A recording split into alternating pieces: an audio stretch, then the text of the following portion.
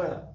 Aujourd'hui, on va parler d'un théorème ravissant qui peut se dire comme ça que la probabilité de choisir indépendamment deux entiers naturels premiers entre eux est de 6 sur pi2.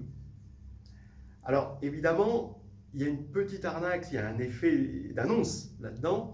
Et la réalité, c'est que comme il n'y a pas de loi uniforme sur n, on ne peut pas le dire comme ça. Mais par contre, on peut le dire de la manière suivante. Je prends En, l'ensemble des entiers de 1 à n, je regarde Rn, l'ensemble des couples AB de En qui sont premiers entre eux. On a une loi uniforme, en revanche, sur En, évidemment. Et je vais regarder donc la probabilité pour que deux éléments choisis dans En soient premiers entre eux. Et ça va être ici le cardinal de Rn, probabilité, divisé par n2, c'est-à-dire le cardinal de En carré, évidemment. Eh bien, il se trouve que cette probabilité, Rn, tend, quand n tend vers plus l'infini, vers 6 sur pi2. Voilà, c'est ce qu'on va voir. On va le prouver dans le cadre d'un développement. Alors, dans le cadre d'un développement, il se trouve que on est, vous allez le voir, dans ce qu'on appelle la théorie analytique des nombres. Et vous allez voir, c'est assez rare quand même en analyse qu'on puisse utiliser autant de domaines différents des mathématiques. Ce qui en fait quand même un développement à bon placement, mais en revanche, il y a beaucoup de prérequis. Avec des prérequis, selon la leçon dans laquelle on va développer, on aura des prérequis différents.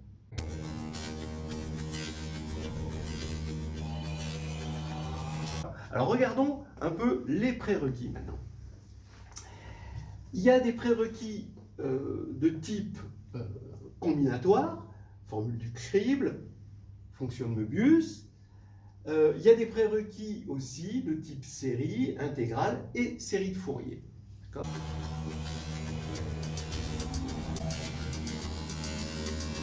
Commençons par la formule du crible. Eh bien, là, on prend AI, un ensemble de parties finies d'un ensemble fini E, et on regarde la réunion des AI. On veut calculer le cardinal, et ça nous fait, on a une formule qui est bien connue, qui est la formule du crible, qu'on peut trouver dans le chapitre 4 de Carnet de voyage en algébrie. Et elle généralise la formule bien connue que le cardinal de A union B, c'est le cardinal de A plus le cardinal de B moins le cardinal de A inter B. Donc vous voyez que ici on a ce moins 1 puissance K plus 1 et on prend des cardinaux d'intersection, mais sur des parties de l'ensemble de 1 à n. Alors bien sûr, comme tous les prérequis, bon, il y en a qu'on va choisir dans ce qu'on prouvera dans le développement, et d'autres non. Voilà. Et il faut savoir de toute façon un peu tout montrer.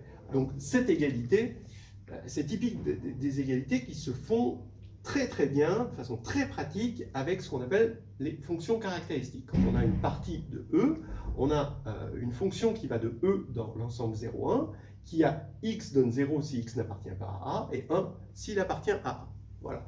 Et ces fonctions caractéristiques permettent de calculer le cardinal, parce que le cardinal de A, c'est évidemment la somme pour x dans E de 1A de x. Voilà. Qu'est-ce qu'on a comme formule? On a que l'intersection, la fonction caractéristique de l'intersection, c'est le produit des fonctions caractéristiques, et que la fonction caractéristique de bar, c'est 1e, donc la fonction 1, constante égale à 1, moins 1a.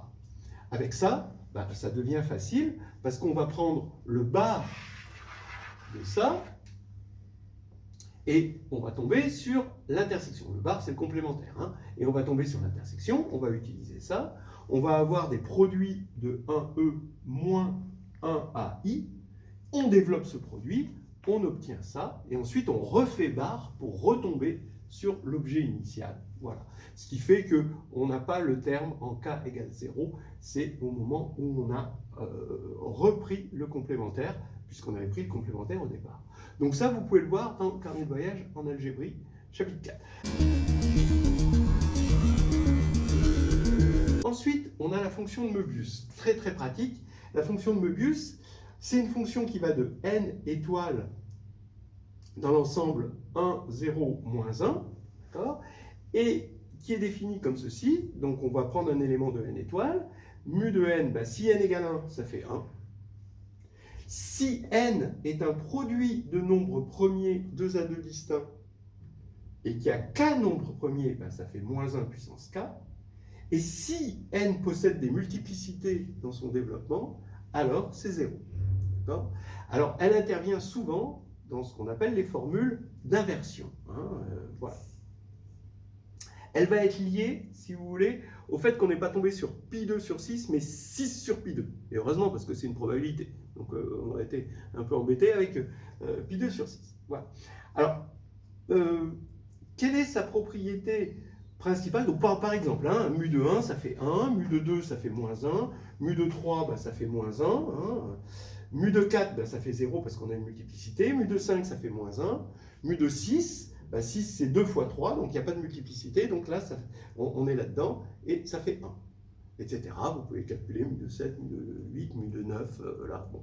Là, de toute façon, c'est très facile à calculer. Mais, regardez, la propriété principale qu'on aime dans la fonction de Möbius, c'est que la somme pour d divise n des mu de d, ça fait 1 si n égale 1 et 0 sinon. Voilà. Alors pourquoi ça c'est vrai? Donc c'est ce qui en fait une fonction particulièrement riche en arithmétique, parce qu'elle voit la divisibilité. Ici, la somme de mu de d pour d divise n, si on veut faire une petite preuve, c'est la somme. Alors, bon, on va supposer n différent de 1, parce que pour n égale 1, la chose est claire. Mais si n est différent de 1, on va regarder tous les premiers P1 jusqu'à Pm qui divisent n. Et là, ça fait la somme, ici, de k égale 0 à m, des mu de PI1 jusqu'à PIK. Voilà. Parce que, pourquoi? D'abord, pour k égale 0, on va avoir 1, ça correspond à d égale 1, qui divise n. Ensuite, on va avoir les diviseurs qui sont de ce type-là. Et c'est ceux-là que l'on voit arriver. Et ensuite, on va avoir les diviseurs qui ne sont pas de ce type-là ni de ce type-là, mais là, on aura mu égale 0. Donc, ils ne sont pas dans la somme, finalement. Ils ont disparu. Donc, on peut écrire que ça, c'est égal à ça. Mais maintenant, ce mu-là, par définition, c'est moins 1 puissance k. Et il y en a combien? Il a fallu choisir k nombre premier parmi m. Donc il y en a k parmi n. M. Voilà. Donc ici, comme m est strictement supérieur à 0, parce que n est différent de 1, là on reconnaît le binôme de Newton, c'est 1 moins 1 puissance m, donc ça fait bien 0. Donc on a bien prouvé ici ce qu'on voulait. On a toujours 0. Par exemple, vous faites la somme pour... Vous faites n égale 5. Les diviseurs de 5, c'est 1 et 5. Ça va vous faire 1 moins 1, et ça va faire 0. Voilà. Alors, maintenant...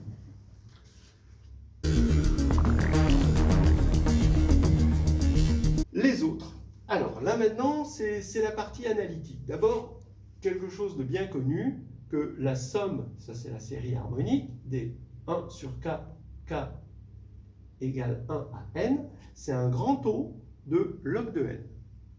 Alors ça, il faut savoir le prouver, ça vient principalement du fait que la fonction 1 sur x est décroissante et tend vers 0.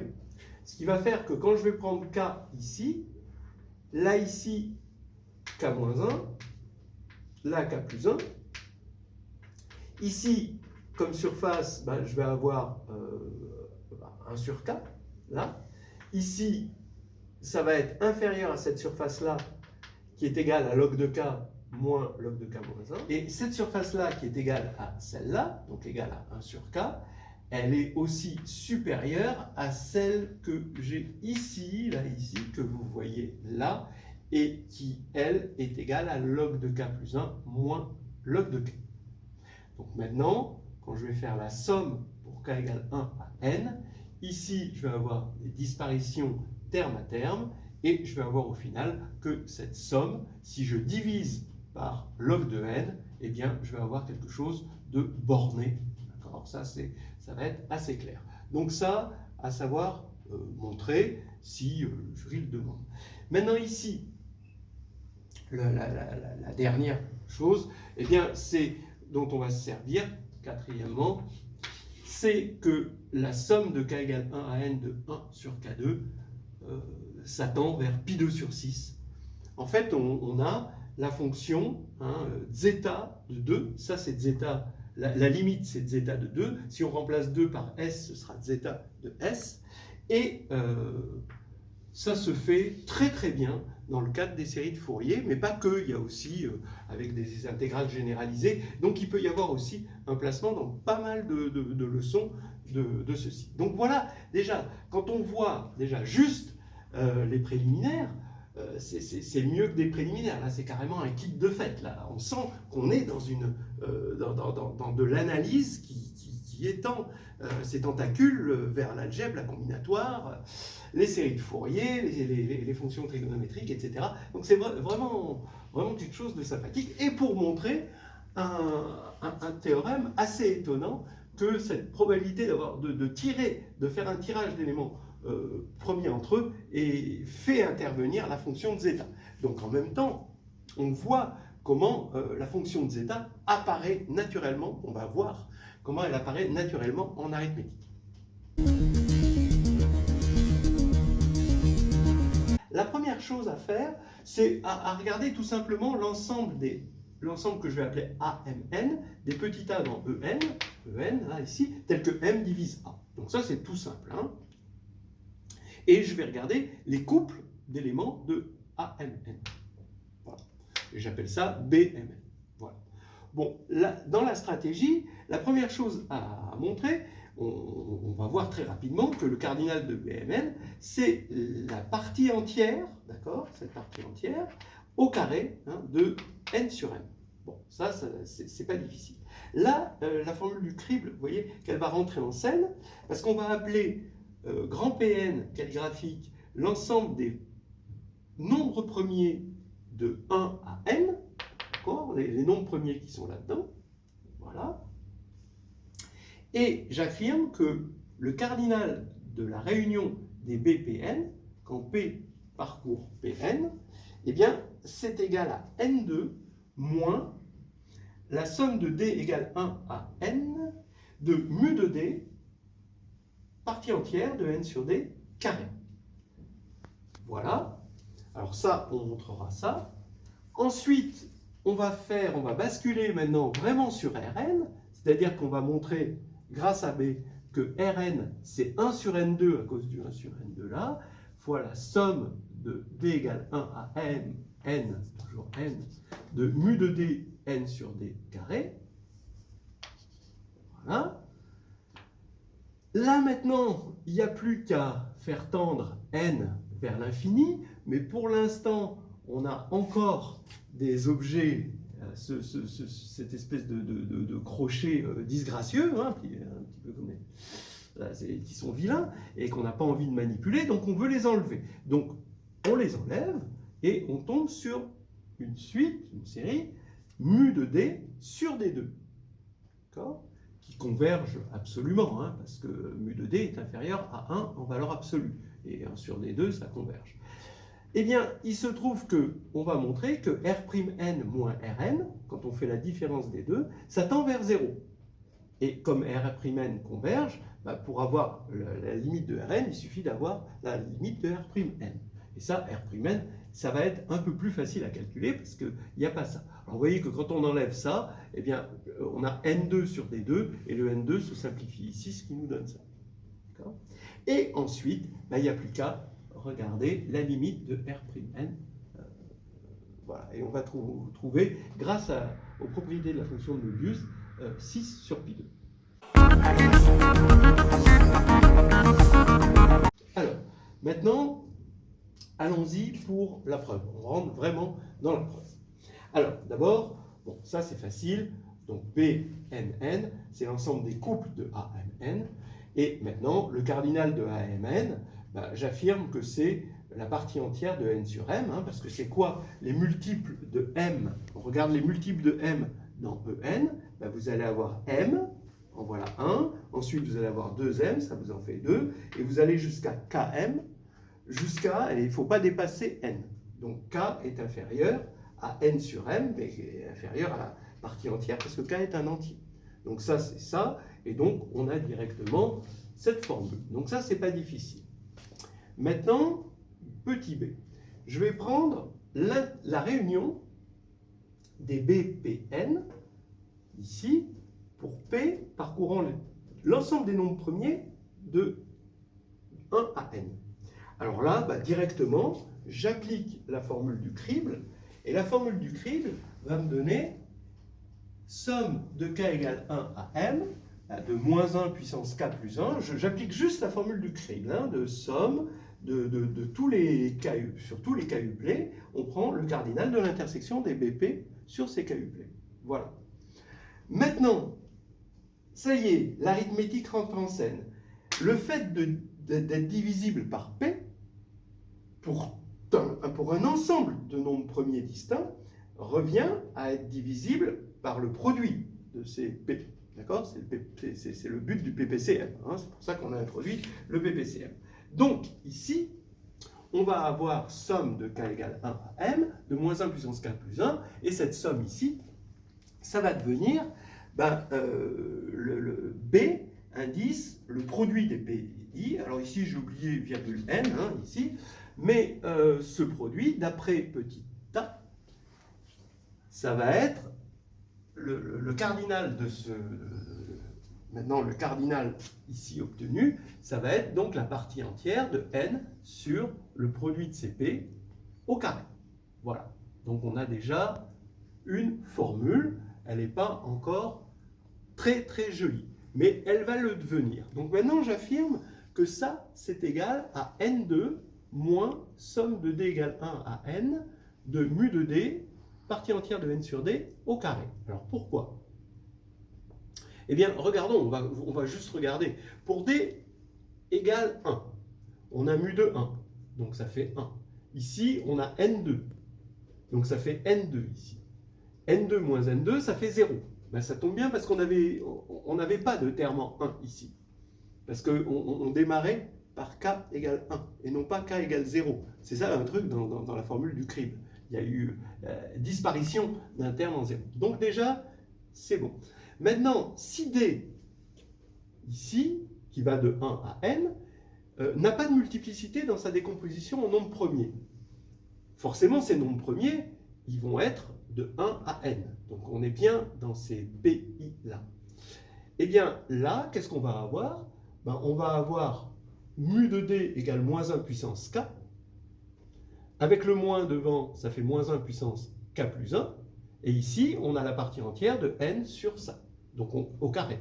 Donc on retrouve bien ceci. Donc là, c'est bon aussi. Donc, le reste, ben, s'il y a des multiplicités, ben, mu de d égale 0. Donc c'est bon aussi. Donc là, ça a l'air d'aller, sauf que on va dire, oui, mais ici, on peut avoir des éléments, est-ce qu'on aura bien des dés qui vont de 1 jusqu'à n? Ben oui, on n'aura que des dés qui vont de 1 jusqu'à n, pour la bonne raison que quand on multiplie des pays et que l'on dépasse n, ben la partie entière de n sur ce produit, ça va être 0. Donc on aura des termes nuls. Donc ils sont égaux modulo des termes nuls. Donc ça s'appelle être égal. Hein, voilà. Voilà. Donc on a bien cette égalité et on a prouvé petit b. Maintenant, on va prouver petit c. C'est là vraiment qu'on attaque le théorème vraiment. C'est plus des lemmes, c'est vraiment, on est dans la preuve du théorème. Ben, j'appelle grand Rn, hein, je vous rappelle, on avait appelé grand Rn l'ensemble des AB qui sont premiers entre eux. S'ils sont premiers entre eux, c'est qu'ils n'ont pas un élément premier, P, qui les divise simultanément. Si on doit reprendre cette phrase ensemblistiquement. Rn, c'est l'intersection pour tous les P qui sont forcément dans Pn, hein, de 1 à n, P premier, et qui ne sont pas divisibles par P, ça va être de B bar de Pn. D'accord? Ils ne sont pas simultanément divisibles par P pour tout P dans Pn. Donc c'est l'intersection ici des B bar. Donc maintenant, c'est facile de calculer Rn bar. Le cardinal de Rn bar, ça va être justement ce qu'on vient de calculer en petit b, ce cardinal-là. Donc, le cardinal de Rn bar, c'est ça, et quand on va revenir sur le cardinal, donc c'est ça. Donc maintenant, quand on va... non, le cardinal de Rn bar, c'est ça. Voilà. Et quand on va revenir sur Rn, il va falloir faire N2 moins cardinal de Rn bar, et le cardinal de Rn bar, ça va être donc ceci. Quand on va faire N2 moins ça, on va tomber là-dessus. Et maintenant, il n'y a plus qu'à diviser par N2 pour obtenir petit Rn. Donc ça va bien nous faire 1 sur N2 fois ça. Voilà. Maintenant, petit d, où là, on va se ramener à quelque chose de plus raisonnable. Donc on regarde la partie entière de n sur d, et il faut la mesurer par rapport à n sur d, comme ceci. Bon, alors là c'est un peu grossier comme inégalité, mais j'affirme que la partie entière, c'est inférieur à n sur d, plus 1, évidemment. Donc maintenant, si on élève ça au carré, des deux côtés, eh bien je vais avoir, et je développe le carré, on va avoir n sur d carré, en partie entière, moins n sur d carré, qui va être inférieur à, alors je divise aussi par n2, et ça va être inférieur à 2 sur nd plus 1 sur n2. Parce que j'avais, quand j'ai fait la différence, j'ai 2 n sur d plus 1, et je divise par n2, ça fait ça. OK? Alors maintenant, attention, quand on va prendre la valeur absolue de R'N moins Rn, du coup, ça va être inférieur à, alors regardez, il y a mu de d qui en valeur absolue est toujours inférieur à 1, et on va ici, là ici, on va reprendre la partie entière de n sur d au carré moins la partie entière de n sur d, qu'on retrouve ici, quitte à diviser par n2 et multiplier par n2. Et là, ça va être inférieur à la somme des d égale 1 à n, de 2 sur nd, on fait la somme, plus 1, somme de d égale 1 à n, de 1 sur n2. Donc ça, regardez, ça fait 1 sur n. Donc quand n tend vers plus l'infini, ça va tendre vers 0. Et là, vous mettez 2 sur n en facteur, et vous retrouvez la série harmonique dont on a parlé tout à l'heure, qu'elle était en grand O de log de n. Donc quand on divise par n, ça tend bien vers 0. Voilà.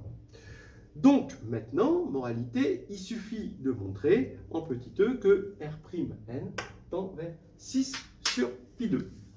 Alors, on peut montrer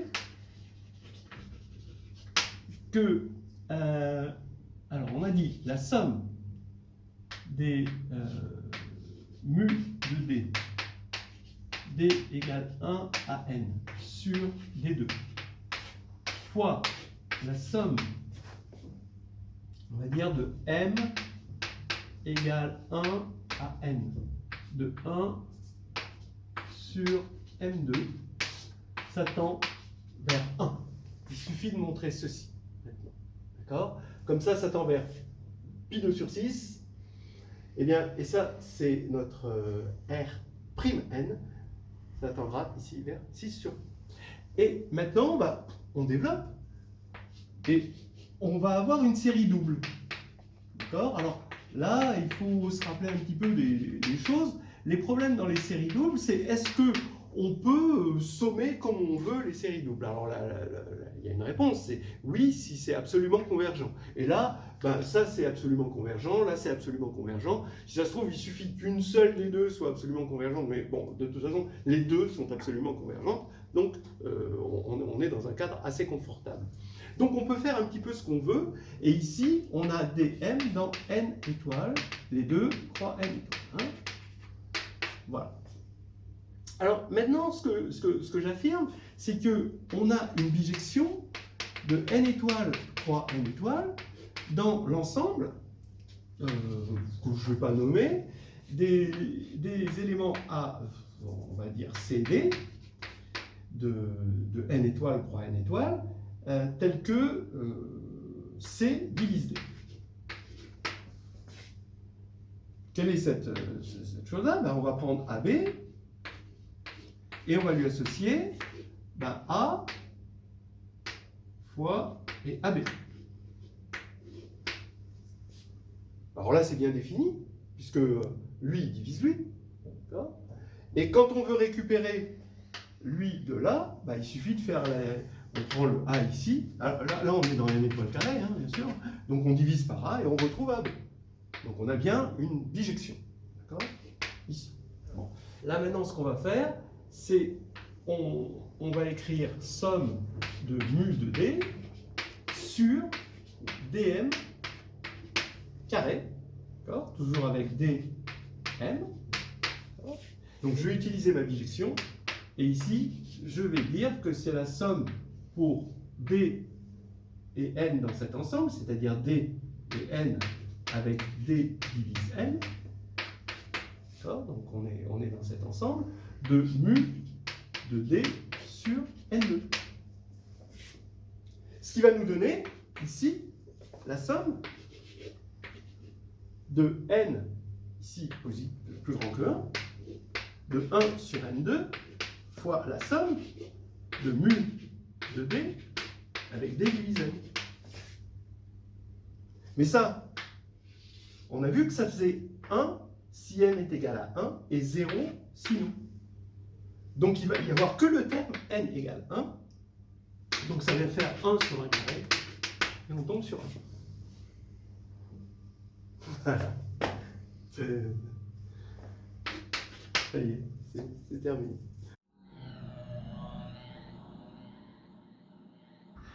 Alors maintenant, quand même, épilogue. Ou, si vous préférez, dit autrement, question de jury.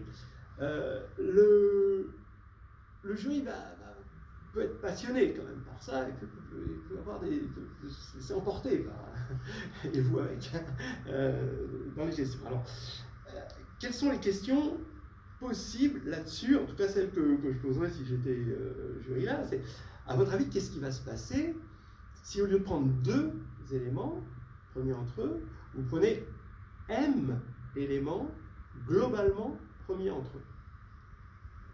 Et bien là, on va avoir une suite Rn qui tendra vers, là, pour 2, c'était 1 sur zeta de 2. Et bien là, si c'est m éléments, attention, globalement premiers entre eux, pour qu'on puisse utiliser encore la formule du crible, on voit que ça va marcher assez bien si on remplace 2 par m. Et ce sera 1 sur zeta de m. Encore une fois, hein, ce qui est magnifique là-dedans, c'est qu'on voit apparaître la fonction de zeta.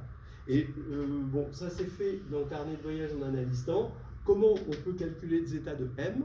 Alors, quand m est pair, quand m est impair, ce sont des nombres qui sont encore mystérieux de nos jours, mais quand m est pair, il se calcule grâce au nombre de Bernoulli, avec un peu de série de Fourier. Hein, voilà. On a ça. Ensuite, une autre chose. D'abord, ça part peut-être d'une frustration. Disons, on est très content d'être dans l'arithmétique, la théorie analytique des nombres, où on voit apparaître toutes les fonctions mythiques de l'analyse en arithmétique. Et ces fonctions mythiques, c'est la fonction de Möbius, la fonction zeta de Riemann, donc Möbius, Riemann, et qui c'est qui manque? Il manque Euler. Alors, Euler, et oui, il a fait la fonction indicatrice. Et là, il dit, et moi, on ne m'a pas invité. Alors on va l'inviter, la fonction de l'air. Parce que, quand même, des éléments qui sont premiers entre eux, ça fait penser à la fonction de l'air. Alors, est-ce qu'on n'aurait pas pu, voilà une question de jury, est-ce qu'on n'aurait pas pu faire une autre preuve avec la fonction de l'air? Une autre approche, en tout cas. Regardez, vous prenez Rn. Voilà.